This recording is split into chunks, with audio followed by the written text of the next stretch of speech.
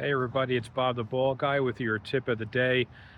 Today we're going to talk a little bit more about the ever so popular gap insurance. So we're going to call this part three of gap insurance. Everybody knows what gap insurance is by now, but I wanted to tell you a little bit more about um, some of the things pertaining to gap insurance. If you bought your car, you put gap insurance on, honky dory, everything is cool, all the moons align. Um, I can hear Kumbaya in the background being played, but no, in all seriousness, um, here is something that I think a lot of people don't know. So think of gap insurance as an insurance policy on the financing. It's an insurance policy on the financing. In case something happens, you get into an accident, the gap insurance will pay the bank back whatever is still owed on the vehicle for the most part.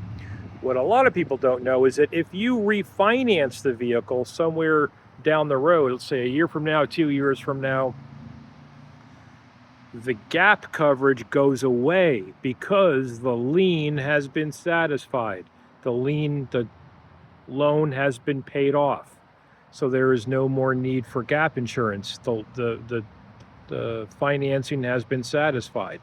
So at that point that you refinance your vehicle, that was in a different video that we talked about a couple of days back, absolutely positively put gap back on the vehicle that you refinanced, because if you refinanced, the gap goes away from the last financing. Now you have new financing, there's no gap. If something, God forbid, happened, you are not covered.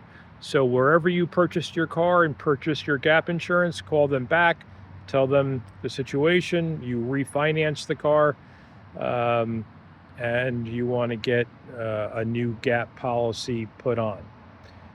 With that being said, if you decide at some point during the course, we're going to take a different scenario now. Let's say a couple of years down the road, you just sell the vehicle outright. You sell the car to whoever, and they pay the loan off, whatever the case may be. The amount of money that you did not use for your gap insurance, in other words, the remaining amount of time that you did not use for the gap insurance. Let's say you financed the car for 5 years, 3 years down the road, you sell the vehicle, and that's it. You paid the old loan back. That's a tongue twister. You are entitled to get a refund of the amount of money that you did not use for that gap insurance. And again, you would have to go back to the dealership where you got the car and where you got the gap, and they could issue a refund. Now, nowadays, it's a little bit different. Years ago, we were able to refund the customer directly.